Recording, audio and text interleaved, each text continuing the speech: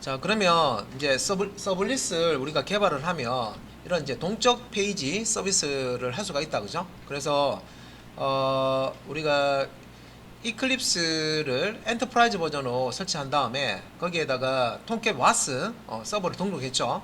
그런 다음에 이제 JSP 페이지를 하나 만들었습니다. 서블릿은 아니지만 JSP 페이지를 만들어서 그때 이제 JSP 페이지 만들 때 제일 먼저 뭘 했냐면 다이내믹 웹 프로젝트라고 해서 동적 웹 프로젝트를 생성하는 것부터 먼저 했죠. 그래서 그게 다이내믹 웹 프로젝트라는 프로젝트 이름을 우리가 선택해서 프로젝트를 생성을 했는데 그렇게 한 이유가 있어요. 그래서 현재 이런 구조의 우리가 애플리케이션을 만든다는 거예요. 자, 그래서 이제 아직까지는 JSP까지는 안 갔고요. JSP 이전에 이제 서블릿이라는 걸 가지고 웹 프로그램을 했는데 그래서 이제 요 서블릿은 조금 이제 사용하는 게 PHP나 ASP 보다는 조금 이제 사용하기가 어려웠어요. 그러니까 이전에 이제 그 웹 프로그래밍이 어느 정도 이제 많이 조금 부각이 되고 많이 이제 사람들이 관심을 이제 가질 때 대표적으로 많이 사용한 서버 사이드 스크립트라고 하고 웹 프로그래밍 언어라고 하는데 PHP, JSP, ASP 여기 이제 삼총사였거든요. 그 세 가지 중에 하나를 개발자 되려면 이제 웹 프로그램 하려 그러면 그 중에 하나를 이제 배워가지고 웹 프로그램을 했단 말이에요. 근데 이제 일단은 JSP 이게 나오기 전에는 이제 서블릿이라고 하는 걸 가지고 이제 작업을 했는데 이게 자바 코드 안에 HTML 코드나 CSS 코드나 자바스크립트 코드를 출력하는 그런 방식이에요. 그래서 이제 코드 자체가 되게 복잡하고요. 양도 많고 그렇게 됩니다. 그러니까 이제 상대적으로 ASP나 PHP 언어를 가지고 웹페이지를 만드는 것과 서블릿으로 웹페이지를 만드는 거 딱 비교해 보니까 서블릿이 너무 뒤처지는 거예요. 소스 코드도 길고 복잡하고 막 예. 예를 들어서 PHP로 화면에 예를 들어서 뭔가 하나 뭐 출력하는데 한 세 줄이면 끝나는데 서블릿은 한 30줄 써야 되고 뭐 이런 거 있죠. 예. 그래서 이제 이 JSP라는 게 나오게 됐는데 JSP는 자바 서버 페이지 약자입니다. 서버에서 뭔가 이제 처리를 위한 그런 이제 페이지다 뭐 그런데 여기서 이제 자바 서버 페이지에서 자바가 우리가 이미 익혔는데 게시 지향 프로그래밍 언어로 공부한 자바 언어입니다. 그 이제 자바 언어를 버리는 게 아니라 웹으로 이제 가져온 거예요.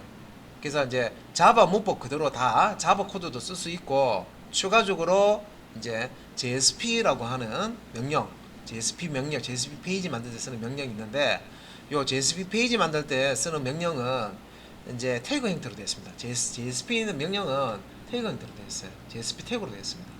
예. 그래서 요 서블릿은 이제 HTML과 데이터를 조합하는 방식에 자 여기 보시면 얼음이 있다라고 있죠. 여기 이제 서블릿 그 코드 중에 일부분만 나타낸 겁니다.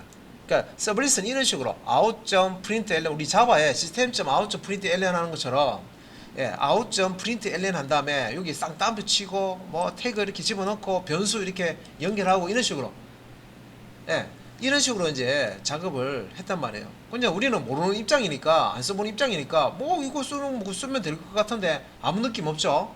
그런데 이제 개발하는 개발자 입장에서는 이제 다른 ASP나 PHP에 비해서는 서블릿을 하는 게 상당히 이제 조합하는 방식이 어렵고 번거롭고 코드도 많아지고 그런 게 있단 말이에요. 그래서 이런 것들을 해결하기 위해서 자 이제 서블릿 다음으로 나온 게 JSP라는 거예요. 그래서 이런 것들 이런 문제들이 있다, 그죠? 그래서 이런 것들을 해결하기 위해서 JSP가 등장하게 됐습니다. 자바 서버 페이지 약자입니다. 서블릿은 뭘로 되어 있습니까? 서블릿도 자바 되어 있어요. 서블릿도 자바로 되어 있고요. 이제 JSP 같은 경우에는 자바 코드를 안에 쓸 수는 있지만 JSP의 명령은 태그 형태로 되어 있어요. 그래서 그 JSP는 태그 형태로 되어 있기 때문에 그 태그를 자바 코드 형태 서블릿 자바 코드 쓴다 그랬죠? 서블릿 형태의 이제 자바 코드로 다 변환을 합니다. 실행할 때는. 예, 코드를 변환을 서블릿 형태의 자바 코드로 변환한 다음에 이제 이 자바 코드는 바로 실행 안 되죠. 컴파일 해야 되잖아요. 그죠? 예, 서블릿 컨테이너에서 클래스로 컴파일을 해줍니다. 컴파일을 해서 나온 클래스를 가지고 이제 실행하는 거예요. 클래스를 가지고 실행한다? 그럼 자바인데? 예, 맞아요. 내부적으로는 핏줄이 다 자바로 다 연결되어 있어요. 다 자바예요. 자바로 변환돼서 실행하는 겁니다. 예. 자, 그러면 이제 JSP 페이지에 대한 설명인데, JSP는 자바 서버 페이지 약자고요. 예, 자바의 J, 서버의 S, 페이지의 P. 예, 요거 이제 머리 글자 따서 JSP라고 부릅니다. 예. 그래서 이제 예전에는 서블릿을 상당히 많은 낭을 배우셨는데, 지금은 서블릿은 진짜 조금, 서블릿 이렇게 쓰는구나 정도 조금 간단하게 배우고요. 예. 대부분 내용은 이제 JSP 페이지 내용으로 이제 넘어가게 됩니다. JSP를 이제 프로그램 짜는 거예요. 문법 배워가지고 서버에서 돌아가는 프로그램을 짜는 겁니다. 그래서 이제 서블릿에서 이제 HTML과 데이터의 결합을 손쉽게 처리하기 위해서는 이제 이 JSP라는 걸 만들어냈다는 거죠. 방식이 좀 다른데 이 서블릿은 자바 코드가 있어요. 자바 코드가 바깥쪽에 이렇게 서블릿 코드로 이렇게 작성이 되고요. 이 자바 코드 안에서 out.println이라는 그런 메소드 써서 이 HTML 태그나 CSS 태그나 자바스크립트 코드를 이렇게 출력하는 방식이에요. 예. 그러니까 이게 너무 번거롭다는 거죠. 그래서 JSP라는 게 나왔는데 이게 이제 서블릿이고요. 예, 서블릿이고 이 JSP는 어떤 방식으로 바뀌냐면 이제 요 JSP로 바뀌는 건 얘는 이제 HTML 이렇게 문서가 이렇게 있고요. 문서 안에 자바 코드를 쓸 수 있는 방식으로 이렇게 바뀐 거예요. 예. 그러니까 HTML이 안쪽에 들어가는 게 아니라 서블릿 안쪽에 들어가는 게 아니라 바깥쪽에 감싸져 있고 예, 자바 코드가 이제 요 안쪽에서 이제 실행되는 그런 이제 형태로 예, 구조가 좀 바뀌었어요. 예. 그리고 이제 기존에 이제 JSP 페이지 안에는요. 기존에 이제 HTML 문서에서 실행했던 그 모든 코드들 있죠. HTML 코드, CSS 코드, 자바스크립트 코드 이런 것들도 JSP 페이지 안에다가 다 집어넣고 실행하실 수가 있습니다. 그대로 실행돼요. 그러니까 확장자가 JSP인 JSP 페이지를 만드는데 이 안에 HTML 태그 우리가 앞에서 프론트에서 배웠던 CSS, 자바스크립트 코드를 다 집어넣을 수 있습니다. 그럼 얘가 이제 다 실행이 된단 말이에요. 사실은 서버에서 실행되는 건 아니고 이 코드 중에 HTML, CSS, 자바스크립트는 그냥 놔두고요. 이제 자바 코드들만 이제 일단 컴파일 해가지고 클래스로 컴파일해서 이제 실행을 해서 그 결과값이 나오죠. 그 결과값을 요 HTML 기존의 그 코드들하고요 결합을 시킵니다. 예, 코드를 짜집기를 한다 생각하시면 돼요. 예, 그래서 그 결과값을 이제 브라우저 쪽으로 이제 응답을 해주는 거죠. 전송을 해주는 겁니다. 그래서 밑에 이제 설명 추가적인 게 보시면 HTML에서 자바 코드를 사용할 수 있는 구조다 돼 있죠, 그죠? 예, HTML에서 자바 코드를 사용할 수 있는 구조로 만든 게 JSP다 이 말입니다. 그래서 따라서 이제 JSP는 HTML에 자바 코드를 더한 형태다. 그리고 컨테이너에 의해서 서블릿 좀 이게 전체 뒤에 내용이 안 나와서 좀 밀어서 볼게요. 자, 그래서 이게 컨테이너에 의해서 서블릿 형태의 자바 코드로 변환된다. 그래서 JSP 페이지를 우리가 만들잖아요. 그럼 얘가 서블릿 형태의 자바 코드로 변환이 됩니다. 소스 코드로. 그런 다음에 실제 실행은 자바 소스 코드 자체가 실행 안 되잖아요. 클래스 파일로 이렇게 이제 컴파일이 됩니다. 서블릿 컨테이너에서 실행하는 부분을 자바 코드 부분을 클래스로 만들어 가지고요 그렇게 이제 실행을 해줍니다.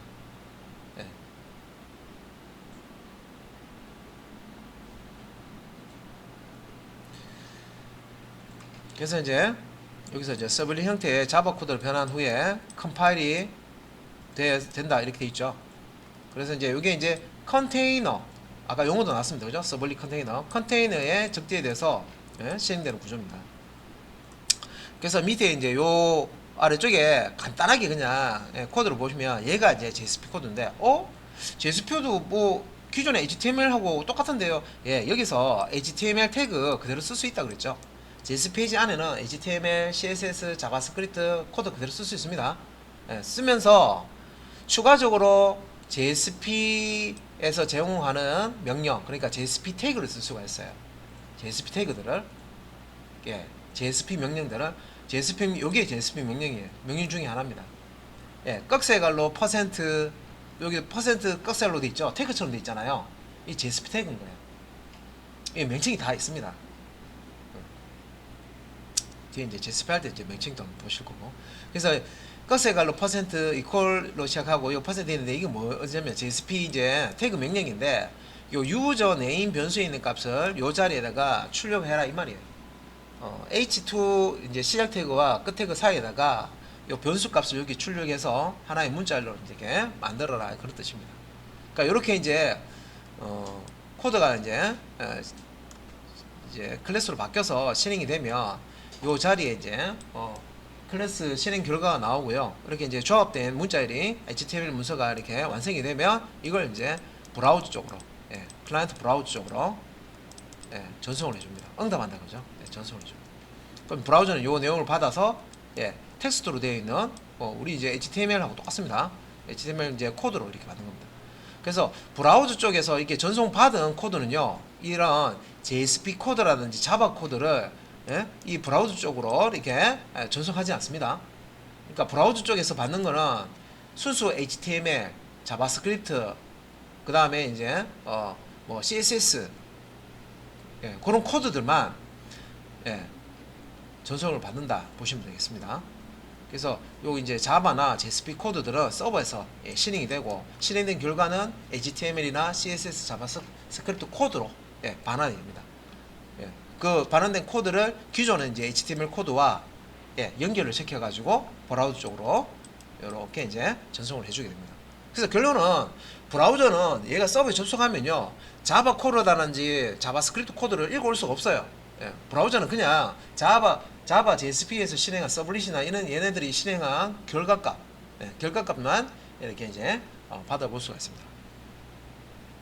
그래서 이제 JSP 문법 자체는 페이지 지서 선언 부분을 제외하면 HTML 파일 구조와 동일하다. 그래서 지난 시간에 이제 그 이클립스 세팅해서요, JSP 페이지 한번 만들어 보셨잖아요. JSP 템플릿 뜨는 거 보시면, 그죠? 상단에 첫 줄 빼고는 나머지 부분은 HTML 파일 구조하고 비슷하죠. 그래서 이제 그렇고 CSS 하고요, 자바스크립트 사용 형식 또한 동일하다. HTML 문서에서 쓰듯이 그대로 그냥 JSP 만들 때 HTML 태그도 쓰고 CSS 코드도 쓰고 자바스크립트 코드도 쓰고 JSP 페이지 안에 다 작성을 할 수 있습니다. 거기에다가 JSP 태그 명령하고 그 다음에 이제 자바 코드, 우리가 자바 시간에 배웠던 거죠. 그대로 JSP 페이지에서 실행할 수 있습니다. 그리고 자바에서 쓸 수 있는 클래스 있죠. JSP 페이지에서 자바 언어를 쓸 수 있기 때문에 자바 언어에서 쓸 수 있는 그 클래스들, API 문서 있잖아요. API, 우리 자바 API 들어가면 클래스 많죠. 그 안에 있는 클래스 불러서 임포트 해가지고 다 사용을 할 수가 있습니다. 그래서 자바를 잘하는 사람들은 JSP 할 때 JSP 페이지 안에 자바 코드를 쓸 수가 있으니까 당연히 JSP 페이지도 잘 만들 수가 있는 거죠. 그 얘기입니다. 그래서 이제 자바를 열심히 한 거예요. 자, 그러면 이제 여기 하단에 JSP 이제 문제점이라고 이제 나오는 부분이 있는데, 자, 이 부분 한번 보도록 하겠습니다. 뭐가 문제점인지. 자, JSP의 문제점이 뭐냐? 데이터를 반복해서 출력하거나 조건을 체크해야 하는 경우에 단순한 HTML 문법으로는 처리할 수 없기 때문에 자바 코드를 중간중간 사용해야 된다. 자, 여기서 이제 자바 코드를 사용한다 나와 있죠. JSP 페이지를 이제 작성할 때 우리가 자바 코드를 쓸 수 있다. 어, 예. 그래서 이제 여기 이제 보면은 이것도 좀 확대해서 좀 볼게요. 예, 이렇게 해서 자 이렇게 이제 보시면은 요거 포문. 예, 자바에서 쓰는 이 포문이 이게 탁 튀어나오죠. 포문. 그리고 여기 중괄로 열고 중괄로 닫고 이런 식으로. 예, 이게 FOR 해가지고요. 예, 이렇게 이제 포문을 이렇게 자바에서 확장된 포문 있잖아요, 그죠? 여기 이제 배열이나 컬렉션이 오고 여기서 요소 하나를 이렇게 가져와서 요거는 이제 멤버 타입의 객체를 하나 가져오는 거네요, 그죠? 가져와서 이런 식으로. 예, 보면은 이제 이건 출력문입니다. M이라는 객체의 네임 속성 출력에 M이라는 객체의 이메일 출력에 뭐 요건 내용인데 조금 그런데 여러분들이 보시기에는 이게 되게 복잡해 보이죠? 왜 그러냐면 자 요 부분은 HTML 태그죠. 태그입니다. 자 요 TR 태그, TR 태그, TD 태그, TD 태그 다 HTML 태그잖아요, 그죠? 얘네들은 HTML 태그 맞아요. 맞고 자 꺽쇠갈로 퍼센트로 시작하는 거 그리고 이게 퍼센트 꺽쇠갈로 세는 거 얘는 이 안에 있는 거는 자바 코드입니다. 그래서 자바 코드만 다시 한번 보면 자 이렇게 놓고 보면 자 자바 코드 있는 부분입니다. 자 자바 코드 있는 부분이에요. 자바 코드 있는 부분이고요.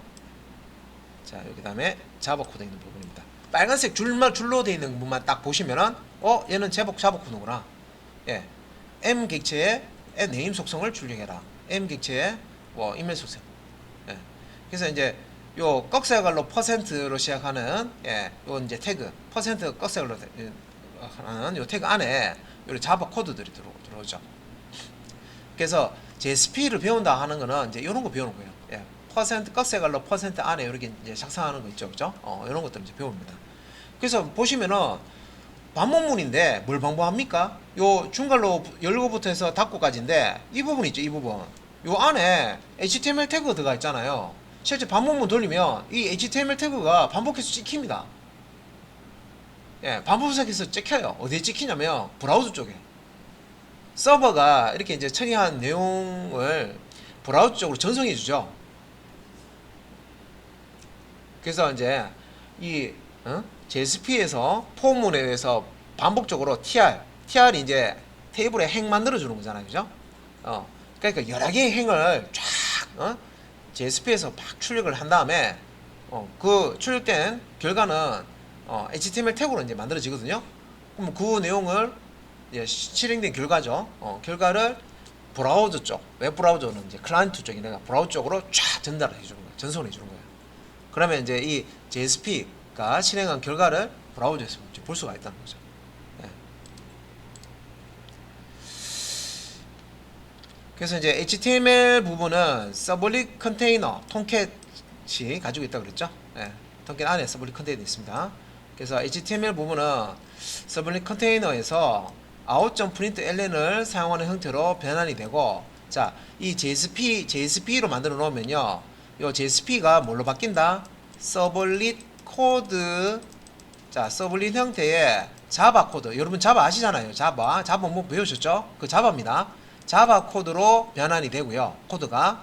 그 다음에 이제 이 자바 코드로 변환이 되면 이걸 이제 클래스로 컴파일해서, 클래스로 컴파일한 다음에 얘를 이제 통캣이 실행을 해주는 거예요. 그럼 실행하면 실행 결과 나오죠?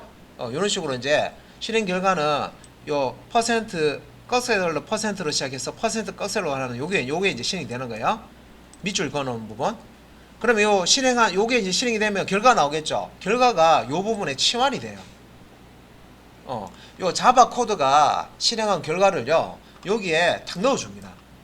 그러면 나머지 이제 HTML로 만들어진 부분하고 실제 이제 자바 코드가 실행한 그 결과값 있죠. HTML 코드로 서블릿이나 이제 JSP가 실행한 결과값은 HTML, 그런 HTML, CSS, 자바스크립트 같은 HTML 코드로 나온다고 했죠. 그 코드가 여기에 딱 삽입이 돼요.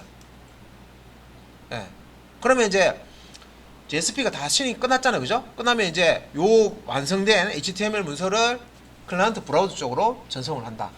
그런 뜻입니다. 그래서 밑에 이제 따라서 JSP는 HTML이 아니라 서블릿 형태의 프로그램으로 변환이 된다 돼 있죠. 그래서 JSP라는 요렇게 우리가 작성해 놓은 거는 서버리 형태의 자바 코드로 이제 이렇게 바뀌어서 내부적으로 바뀌어서 시행이 될 때는 한 번 더 이제 클래스 파일로 컴파일을 해야 되겠죠. 컴파일을 해서 이제 컨테이너가 서브리 컨테이너가 이렇게 이제 컴파일 된 거를 이제 실행을 하면 결과가 나오겠죠. 결과가 나오면 이렇게 이제 그 결과 값을 이렇게 이제 삽입을 해줘요. 이렇게 원래 자바 코드가 있던 자리, JSP 코드가 있던 자리에 이렇게 삽입을 해줍니다. 삽입해서 HTML 문서가 이제 이렇게 완성이 되면 여기에는 HTML, CSS, 자바스크립트 코드만 있다는 거예요. 요 놈을 이제 클라이언트 브라우저 쪽으로 전달을 한다. 그래서 클라이언트 브라우저는요, 그 안에 나오는 내용이 자바나 이제 서블릿 그다음에 이제 JSP 이런 명령을 서버에만 딱 실행되고 없어지기 때문에 서버에만 이제 실행이 되는 거예요. 그래서 브라우저는 그 서버 페이지에서 실행한 결과값만 받기 때문에 이런 자바 코드를 볼 일이 없어요. 브라우저 상에서는 자바 코드를 볼 일이 없습니다. 전송이 안 돼요. 그래서 백엔드라고 하는 게 뒷단에서만 실행이 된다 해서 백엔드라고 하잖아요. 그죠? 그죠? 뒷단에서만 실행이 되는 거예요. 그러니까 브라우저 클라이언트가 있는 브라우저 쪽에서는 그 코드를 구별을 못해요. 왜? 서버 단에서 다 실행되는 거기 때문에. 그래서 이제 백엔드 개발자, 프론트 개발자 이렇게 나오는 거예요. DB도 서버 쪽에 있잖아요. 서버에서 돌아가는 거죠. 실행되는 거죠. 그래서 프론트 쪽에 여러분들이 브라우저장에서 DB가 실행되는 거는 볼 수가 없잖아요. 그죠? 근데 실제 이제 서버에서 실행되는 겁니다. 그런 명령들이. 자, 그러면 그 다음에 이제 요 JSP에서 또 용어가 또 하는데 JSP에서 또 다루는 용어가 JSTL과 EL이라는 용어가 또 나오거든요.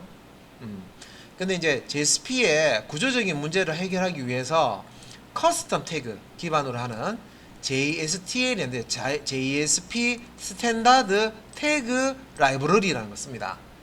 JSTL이 요 약자예요. JSP 스탠다드 태그 라이브러리.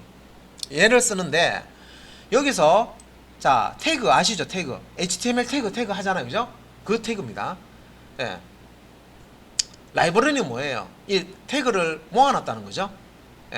표준을 쓰는 요 JSP 표준을 쓰는 태그를 모아놓은 거예요. JSTL이라는 게 있어요. 요것도 쓰고요. 그 다음에 이제 EL이라고 해서 Expression Language라고 하는 표기법이 있어요. 요 EL, Expression Language라는 표기법을 씁니다. 그래서 이제 JSP 페이지 안에 요 JSTL도 쓰고 EL도 쓰고 하는데 이걸 왜 쓰는지 알아야 되죠. 그래서 이제 이 JSTL 이제 요런 거는 이제 JSP보다 훨씬 구조적이고 가독성도 높다. 이렇게 이제 나와 있습니다.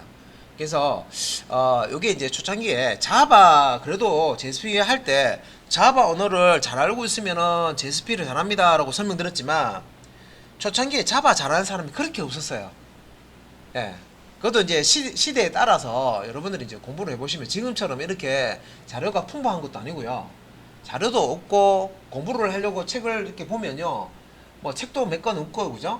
책을 읽어봐도 막 번역도 이상하게 돼 있어 가지고 이해도 안 되고 예제도 없고 그런 세대예요. 그러니까 당연히 자바를 잘하는 사람이 빨리 막 성장이 안 된단 말이에요. 그렇다고 해서 자바를 잘하는 사람이 옆에서 막 이게 도와줄 수 있는 정도로 자바 개발자가 많은 것도 아니고 그러니까 이제 초창기에 이제 자바 개발자 몸값이 높았다는 거죠. 그러다 보니까 이제 어떤 요구가 있었냐면 JSP 할 때 자바 코드 나오는 게 너무 어렵다. 초보자들이 PHP나 ASP처럼 초보자들이 그냥 바로 쓸 수 있도록 그렇게 되면 좋은데 이게 JSP 같은 경우는 좀 어렵다. 그래서 자바 코드를 좀 드러내라 이거예요. 우리가 아는 그 자바 코드 있죠. 자바 코드를 JSP에서 좀 드러내고 그래도 사람들이 HTML은 쉽잖아요. 그죠? HTML 형태로 좀 바꿔가지고 HTML 형태의 어떤 명령으로 바꿔서 주면 사람들이 더 조금 적응하기 쉬울 것 같다 해가지고 나온 게 이런 JSTL이에요. 그래서 이제 밑에 그런 이제 설명이 나오는데 JSP보다 훨씬 구조적이고 가독성도 높다. 그러니까 이제 초보자들도 이렇게 코드를 보면 이제 읽기 쉽다는 거죠. 아까 앞에서 본 거는 막 섞여 있으니까요. 막뭐 어지럽죠? 막 HTML도 있고 이상한 뭐 꺽쇠갈로 코드도 막 들어가 있고 자바 코드 들어가 있고 어지럽단 말이죠. 그래서 이제 여기 이제 MVC 패턴과 함께 서블릿과 결합되어서 자바 웹 개발의 정석으로 자리를 잡았다. 그래서 이제 밑에 이제 코드 확대해서 한번 보면 이렇게 보시면 여기 이제 테이블 태그가 이렇게 보이고 그다음에 여기 이제 tr 태그 보이죠? 그다음에 td 태그 보입니다. 뭐 여기까지 왔을 때는 똑같은 거 같죠? 똑같은 거 같은데 여기 보시면 이게 태그잖아. 그래서 여기 이제 c 콜론 포이치라는 태그예요. 반복문 태그예요. 반복문 태그. 요 포이치 여는 태그고 요거는 뭡니까? 슬래시 c 콜론 포이치라고 돼 있죠. 그래서 우리 폼은 알고 있잖아요. 포이치는 요소의 개수만큼 반복시키는 반복문이잖아요. 그죠? 그래서 여기서 요까지 반복을 하는 태그예요.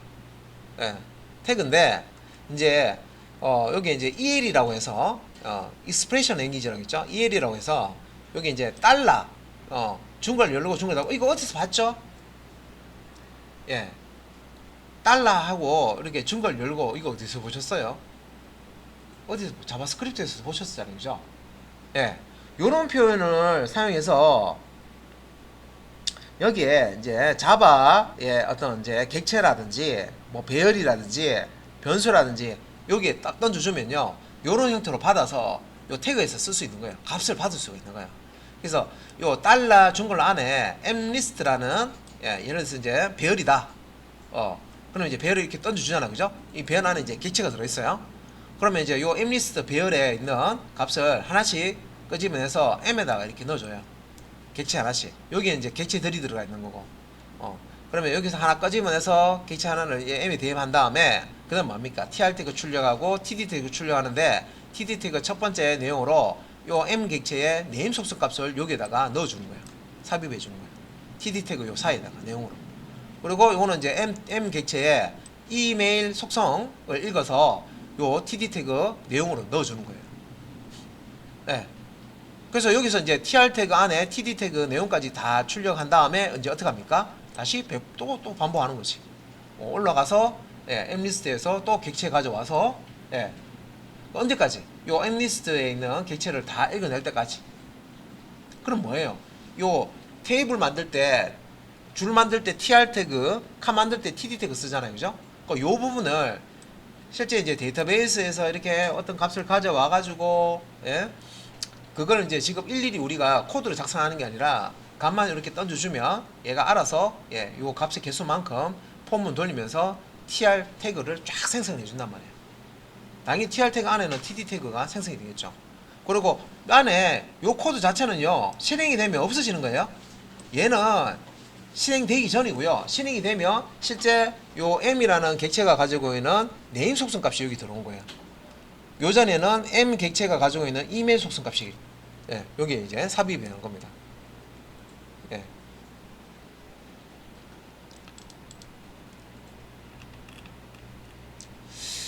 자, 그리고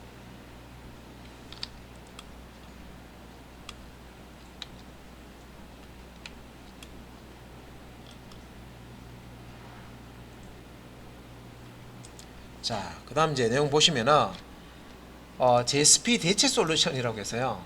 JSP의 주된 대체 솔루션인 스프링 프레임워크와 Vue.js. 자, Vue.js만 있는 게 아니죠. 리액트도 있고 앵귤러도 있어요. 프론트 쪽에. 그래서 이 이제 스프링 프레임워크와 아직 우리가 안 배웠죠, 그죠? 이제 Vue.js 자바스크립트 프레임워크입니다, 그죠? 프론트 쪽에 개발할 때 그 UI 쪽 그런 것들을 이제 쉽게 이제 개발하기 위해서 이제 쓰는 그런 이제 자바스크립트 기반의 프레임워크입니다. 그러니까 이런 것들을 프레임워크를 이용해 가지고요, 이제 프로그램을 만들 수가 있다는 거죠. 나중에. 그래서 스프링 프레임워크의 기본 템플릿 엔진인 타임리프라고 해서요. 요 기본 템플릿 엔진이라고 하는 그 종류 중에 이름이 타임리프라고 하는 게 있다는 거죠. 요거는 이제 그 뷰 페이지 이제 처리할 때 쓰는 템플릿입니다. 예. 그래서 지금 이런 용어 들으면 너무 헷갈릴 거예요. 그죠? 아직까지 JSP도 뭐 제대로 해보지는 못했는데, 그죠? 그래서 이런 걸 씁니다, 현재는. 예. 그래서 JSP와 이제 요 EL 부분은 동일하지만 JSTL 대신에 자바 스탠다드 JSP에서 쓰는 스탠다드 태그 라이브러리 요 대신에 그냥 보통의 이제 HTML 태그를 이제 쓰자는 거죠. 요것도 이제 기술의 변화가 있는 거예요. 그러니까 이 타임리프를 쓰는 이유는 다른 JSTL이나 뭐 EL이나 이런 이제 그것도 배워야 자기 대학 본인이 써봐야 할 수 있는 거죠. 그걸 배워야 처음 익히는 사람 입장에서는 이것도 해야 되고 저것도 해야 되고 사실은 많이 해야 돼요. 방법 없어요. 예, 똑같은 게 아니란 말이에요. 근데 이제 타임리프는 좋은 거는 기본 뼈대가요 HTML로 돼 있어요. 그죠? HTML 쉽잖아요, 그죠? 요 HTML 태그에 데이터 대시로 이렇게 이제 시작하는 요런 속성을 사용합니다. 데이터 대시로 시작하는 속성을 사용해요. 요런 걸 사용해서 앞에서 봤던 그런 이제 그런 그 데이터를 받아서 처리하는 페이지를 만들 수가 있어요. 그래서 이제 여기 이제 보면 자 테이블 태그가 나오고 아까처럼 화면 좀 크게 한번 해볼게요. 지금 뭐 당장 이런 게 있구나. 나중에는 스프링 프레임워크 에서는 이런 그 이제 그 뷰 쪽에 뷰 페이지 쪽에 쓰는 그 템플릿인데 타임리프라는 이런 거를 이제 쓰는구나. 그래서 여기 이제 보면 자 tr 태그가 이렇게 나오고요. 요 tr 태그에 보면 데이터 th each라고 되어 있고 여기 이제 안에 관련 안에 m 콜론 달러 우리 이제 el이라는 표현하고 비슷한 게 또 들어오죠. 그 얘는 우리가 알고 있잖아. mlist라는 배열이나 컬렉션 객체를 이렇게 주면 여기서 값을 하나 이렇게 끄집어낸다는 거죠. 대입하면 이게 추로가 돼서 값 있네. 그러면 끄집어냈다 대입했다 하면 그러니까 추로돼서 반복을 하는 거죠. 그래서 요 부분 반복해라 하는 그런 이제 속성입니다. 데이터 th each라고 하는 거 있죠, 그죠? 그래서 요 하단에 요 보면 데이터 th 텍스트라고 해서요. 요거 이제 타임리프를 이제 쓰기 때문에 이런 속성을 추가한 거예요. 그래서 여기에는 자 m.name을 값을 읽죠. 여기서 m.email 자 m 객체의 name 속성 값을 읽고 여기서 m의 이메일 속성 값을 이제 읽는 겁니다. 읽어서 이제 출력을 이런 식으로 이제 해 준다는 거죠. 그래서 다시 이제 보면 JSP와 EL 부분은 동일하다. 동일하지만 JSTL 대신에 HTML 태그에 이런 이제 데이터 대시로 시작하는 속성을 넣어가지고 이렇게 이제 처리를 할 수가 있다. 똑같은 처리를 할 수 있다. 그럼 이제 타임리프라는 것을 이제 지금 쓰고 있는 겁니다.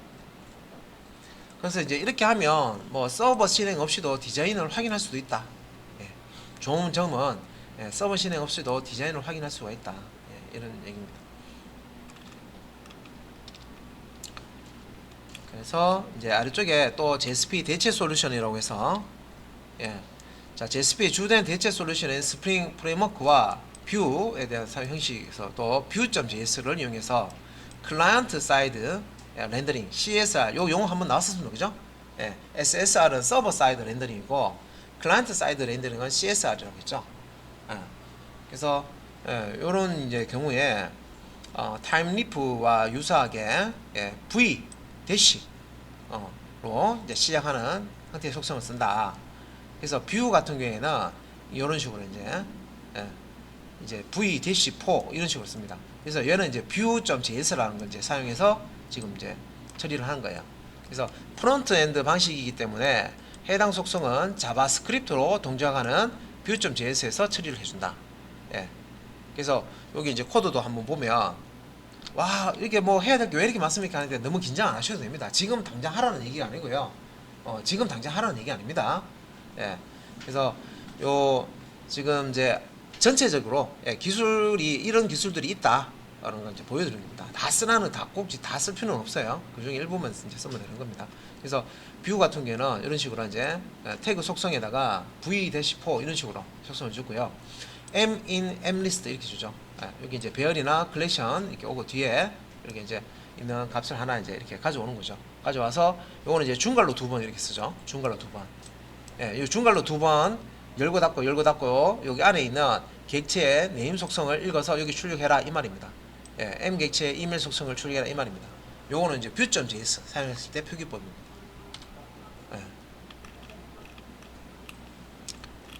그 다음에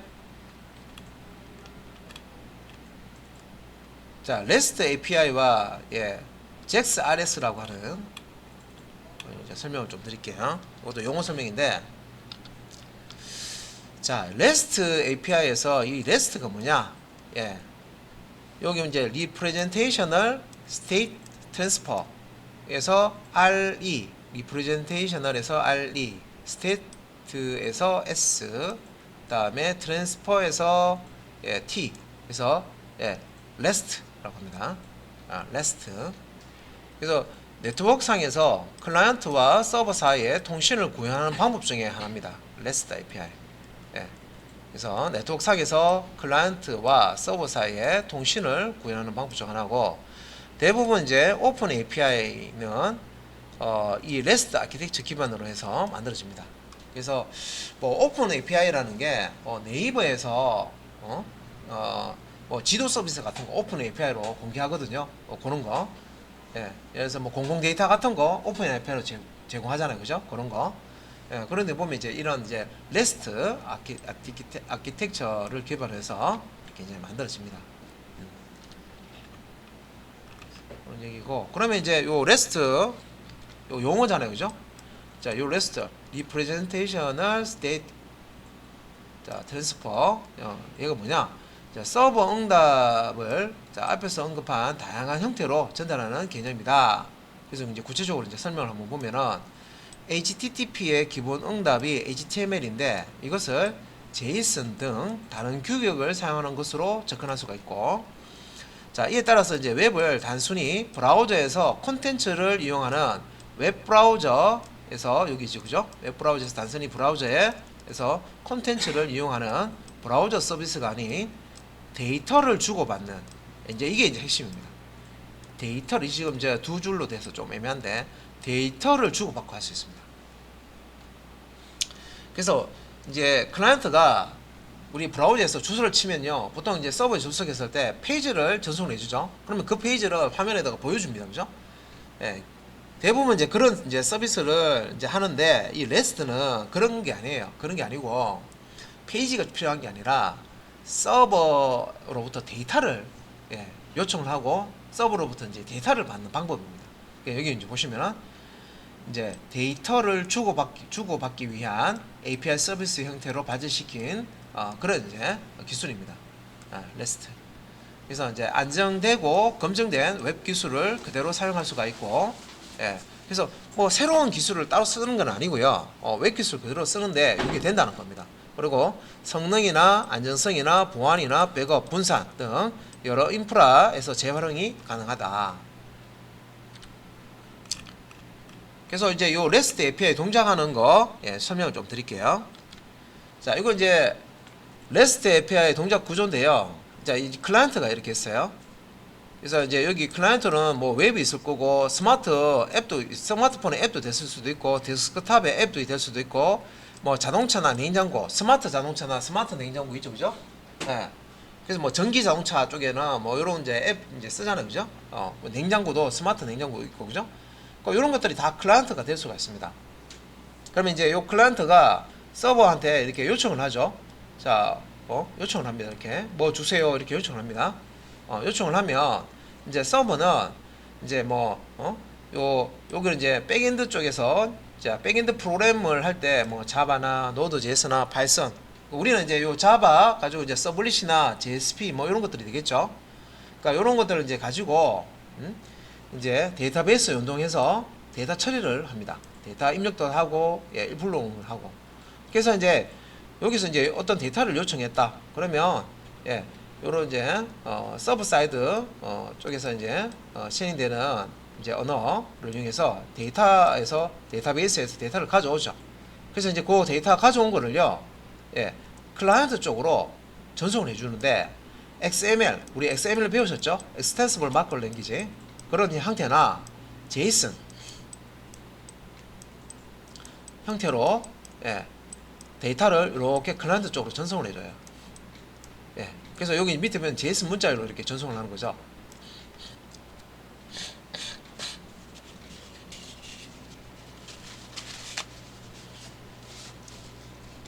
JSON 문자로 이렇게 이제 전송을 하는데 얘는 웹페이지가 아니란 말이에요. 얘는 데이터란 말이에요.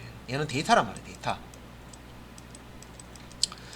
그러면 이제 웹페이지가 아닌 이 데이터를 전송하는 이유는요. 자, 이 클라이언트 쪽 입장에서는 그 페이지는 한 번만 받으면 돼. 그리고 그 페이지에 출력되는 데이터 있죠. 실시간 예를 들어서 뭐 어떤 날씨라든지 정보를 실시간으로 뭐 뉴스라든지 바꿔줘야 된다.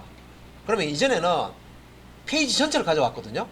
그러면 트래픽이 엄청나게 많이 발생해요. 그러니까 쓸데없이 전체 페이지를 다 가져오는 거예요. 무조건 페이지 단위로 서버에 올려놓은 페이지를 전체를 처음부터 끝까지 다 가져오는 거예요. 예. 그런데 이렇게 이제 REST API 사용해서요. 자, 특정한 이제 요 첫 페이지를 가져오고 나서 그 페이지에 들어갈 데이터 값, 그 다음부터는 데이터 값만 이렇게 요청을 하는 거예요. REST 방식으로 요청을 하면 데이터를 주겠죠. 그러면 화면에, 브라우저 화면에 예를 들어서 여기에 뭐 날씨를 출력하는 뭐 이게 뭐 밴드도 있고 테이블도 있고 막 있으면요. 이렇게 내가 서울 날씨를 보고 싶어. 서울 선택하면요. 여기는 서울 날씨 데이터만 요청하는 거야.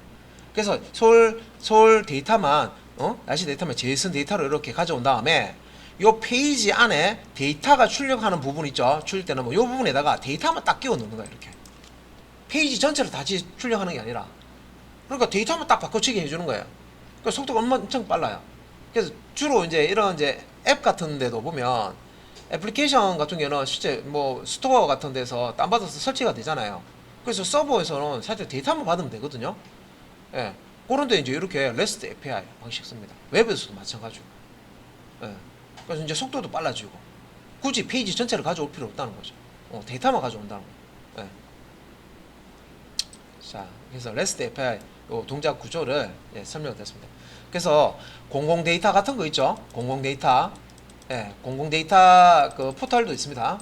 공공 데이터를 이제 가져올 때 이런 식으로 이제 API 제공을 하거든요. 공공 데이터뿐만 아니라 다른 쪽에서도 API 제공하는데 그런 쪽에서 데이터 끌어올 때 이런 이제 REST API 형태로 이렇게 이제 구축을 해놨습니다. 그러면 요 API 이용해 가지고 데이터를 이렇게 받아올 수가 있어요. 예. 다른 서버에서 데이터만 이렇게 받아올 수 있단 말이에요. 그래서 받아와서 처리하는 프로그램은 개발자가 만들어줘야 되죠. 예. 그리고 자, JAX RS에 대한 설명인데 자바 웹 개발에서 REST API를 구하는 방법에서 JAX RS를 이제 사용할 수 있다. 그래서 이제 스프링 프레임워크에 REST 컨트롤러를 사용하고, REST 컨트롤러를 사용하고 스프링 프레임워크가 없이 개발한다면 JAX RS를 사용을 하면 된다. 그래서 스프링 프레임워크를 쓰면은 요런 이제 REST 컨트롤러를 이제 사용을 하면 되는데 만약에 스프링 프레임워크를 쓰지 않는다 그러면 JAX RS라고 하는 걸 이제 쓰면 된다. REST API 사용할 때. 그다음에 이제 스프링 프레임워크를 사용한다면 두 방법 중 한 가지만 선택해서 사용할 수가 있고, 자, 호환성을 위해서 JAX RS를 사용하는 것이 좋다. JAX RS. 자, 호환성을 위해서는 요 JAX RS. 그러니까 스프링만 사용한다고 했을 때는 스프링의 REST 컨트롤러를 사용하는 것이 편합니다. 그래서 REST 컨트롤러, 스프링의 REST 컨트롤러 사용해서 구현할 수도 있고, 이제 이런 이제 JAX RS라는 걸 가지고 구현할 수가 있습니다. 그래서 이제 간단하게 이제 JAX RS를 사용해서 자바에서 REST API를 이제 개발했을 때, 이런 이제 형식입니다. 이렇게.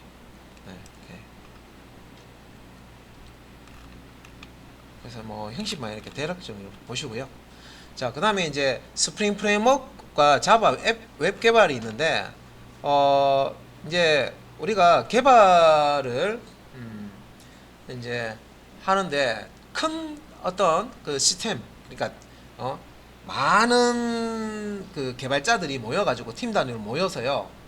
아주 큰 이제 시스템을 만들 때는 이런 이제 프레임워크를 사용해서 개발을 합니다.